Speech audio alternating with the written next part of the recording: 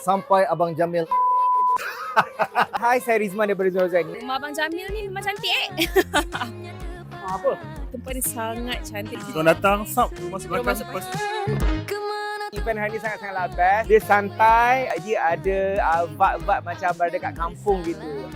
Saya suka sebenarnya rumah Abang Jamil ni. Satu yang paling penting sebab Abang Jamil tu nama bapak betul saya. Tahniah, saya rasa rumah Abang Jamil telah berjaya. Ini second time saya datang untuk open house Mira Fiza. Dan yang best saya suka ada surau. Ada surau perempuan, surau lelaki. Tandas pun semua bersih.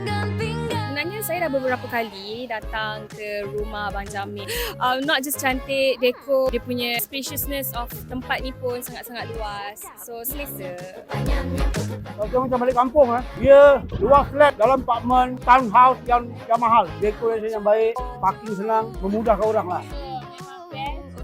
Nama dia memang rare. Nama tu yang buat orang akan nak datang rumah Abang Jamil. Kita kerja tanpa Abang Jamil, Mam. Terima kasih Abang Jamil. Assalamualaikum. Okay, for your information, Lufa punya first time tahu sampai ke sini. Senang yang kat sini ada untuk apa-apa saja event. Lufa rasa sangat sesuai, orang rasa lebih intimate, senang nak beramah mesra. Saya sangat recommend siapa nak buat event ke wedding ke birthday ke open house ke, boleh consider rumah Abang Jamil. Okay, this is our second year kita datang open house kat sini. I memang sukalah vibe-vibe dekat sini, vibe yang klasik and very comfortable.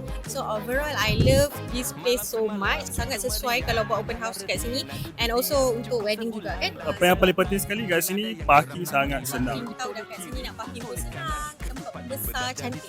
Rasa macam apa masuk kat kampungan Melayu.